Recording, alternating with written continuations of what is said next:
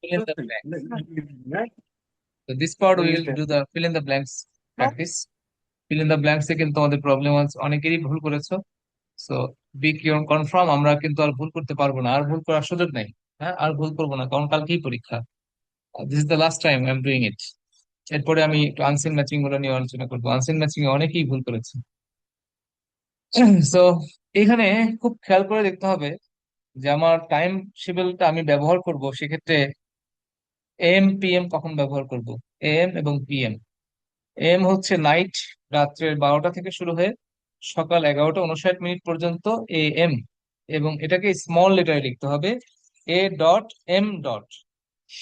আবার সকাল 12টা যখন বেজে গেল, তখন থেকে শুরু করে রাত 11টা 59 মিনিট পর্যন্ত আমরা লিখবো পিএম। এটাও স্মল লেটার, দুইটাই small letter, P dot M dot.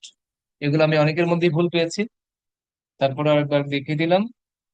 So আমরা এখন গল্পগুলো পড়বো, গল্পগুলো পড়ে টাইম অনুযায়ী ব্যবহার করব। আমি এখানে একটা টাইম দিয়েছি, তোমরা এটাকে চাইলে কাছাকাছি টাইম চেঞ্জ করতে পারো।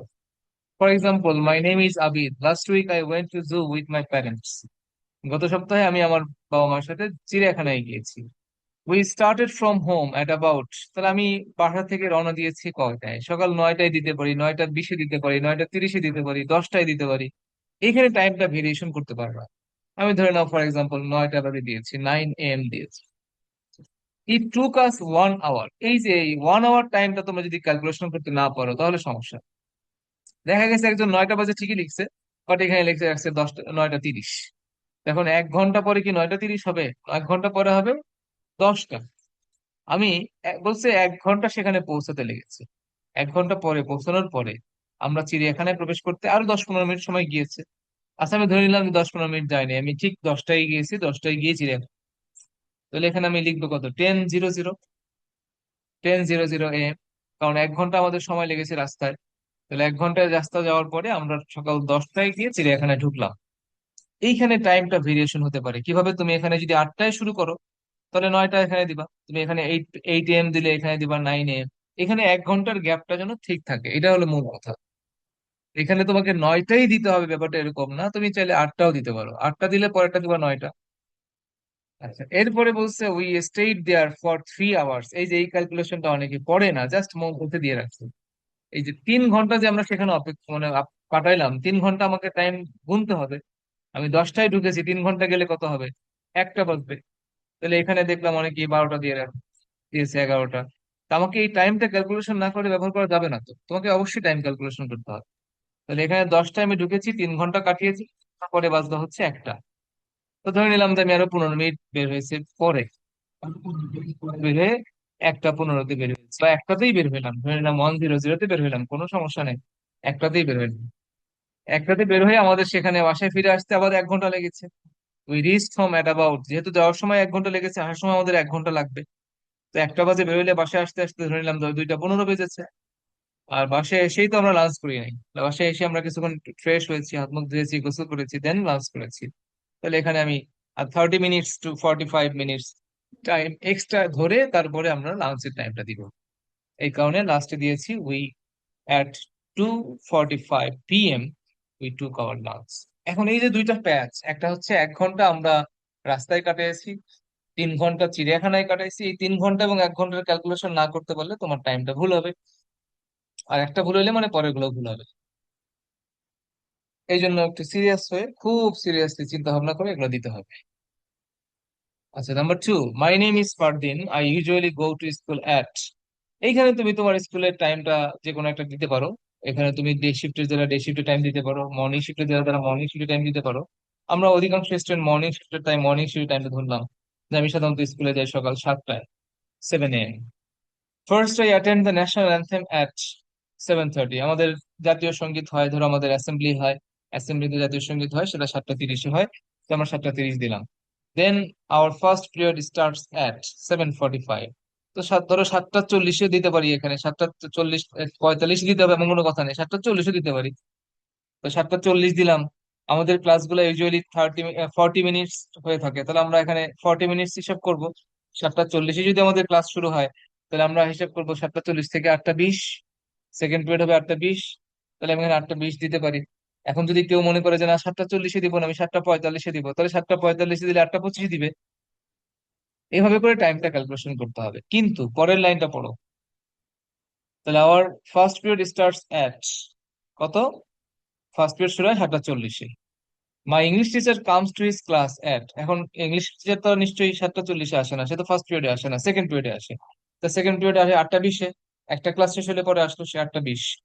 And my tiffin hour starts at, এবং আমাদের টিফিন টাইম শুরু হয় কয়টায়?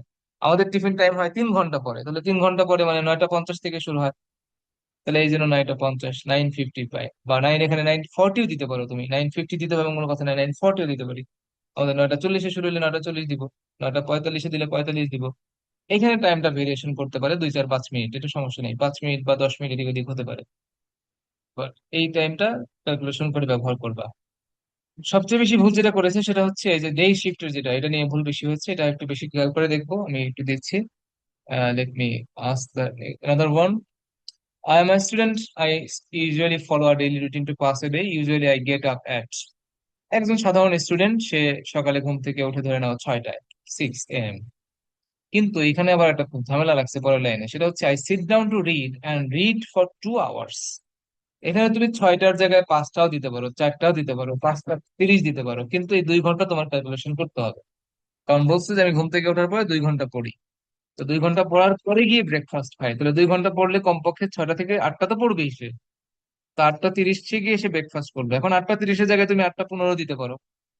এখানে 8:30 দিতে পারো এরকম কোনো কথা নাই, এখানে তুমি 15 মিনিট কম বেশি দিতে পারো, বা 8:10 দিতে পারো, 8:15 দিতে পারো, এখানে এই টাইমটা ক্যালকুলেশন করতে পারো। কিন্তু এই 6-এর পরে যদি তুমি 6:30 দিয়ে দাও, এই যে ভুলটা করছো অধিকাংশই, সেটা হচ্ছে অনেকেই লিখছে 6টা এবং 6:30 বা 7টা, কিন্তু 2 ঘন্টা কোথায় গেল তাহলে? টাইম তো 2 ঘন্টা হইলো না, আমি তো 2 ঘন্টা পড়ি সকালবেলা ওঠার পরে। এই 2 ঘন্টা টাইম যেন গ্যাপ থাকে এখানে।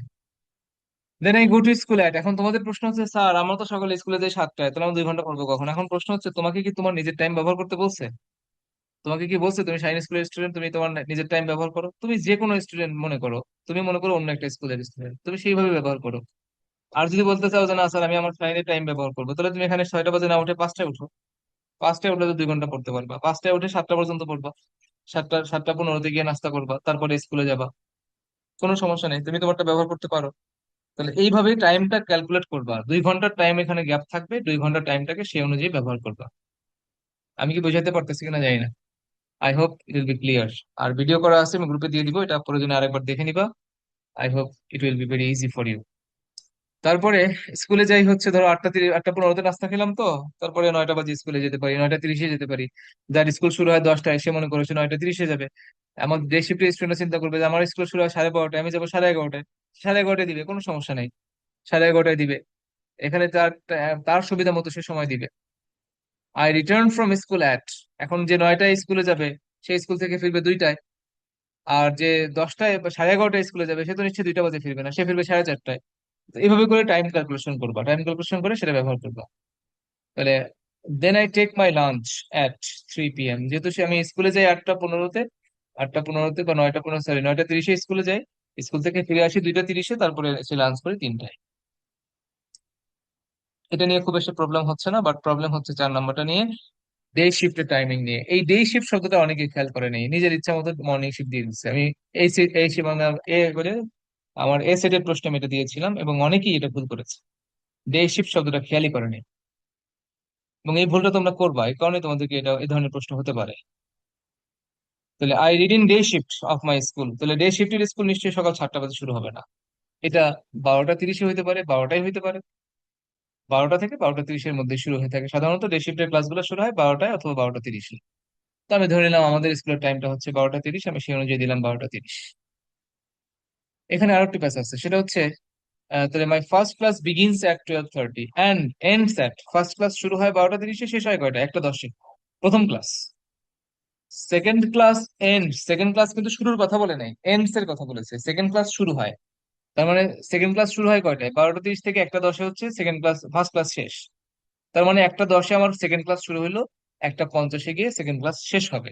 এই যে এন্ডস এর কথা লেখা আছে, that's why we will use 1:50 PM, কারণ যেহেতু শেষের কথা বলেছে। থার্ড ক্লাস বিগিনস, আবার 3 নম্বর ক্লাস শুরু হয়, কিন্তু এখানে আবার একটা কথা আছে, আফটার টিফিন ব্রেক। এইখানে প্যাচটা আর কি, 3 নম্বর ক্লাস তো তুমি চাইতে 1:50 দিতে পারতা, কিন্তু টিফিন ব্রেক আছে তো।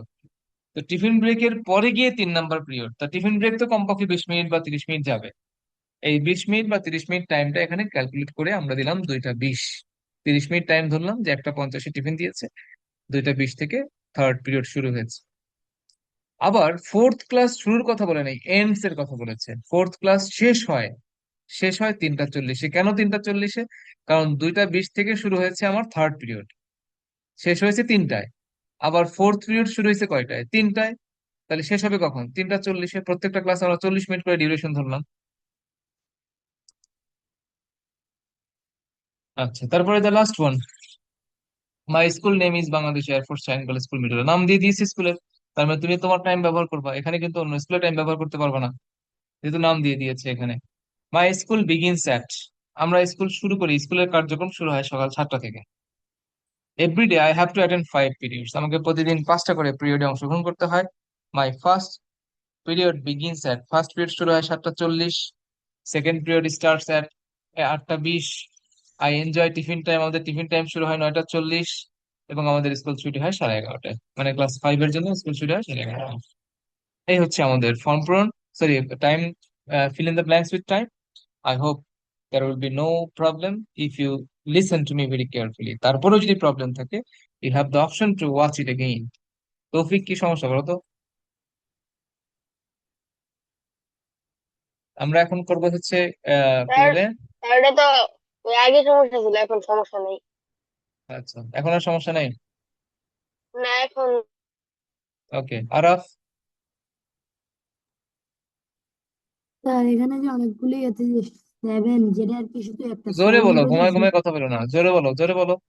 এখানে যে সেভেনের পরে জিরো দেয় না, এগুলো কিছু দিতে হয় বাধ্যতামূলক? অবশ্যই দিতে হবে, অবশ্যই দিতে হবে। 7 শুধু লিখবা না, 700 লিখবা। Okay sir. অবশ্যই 700, মানে শুধু 7 লিখবা না, শুধু 9 লিখবা না, 00 দিয়ে লিখবা। Okay sir. আচ্ছা, এবার একটু আমরা আনসিন ম্যাচিং এ চলে যাই। 1 মিনিট। আচ্ছা, এখনো টাইম রিলেটেড কোনো প্রবলেম থাকলে বলো।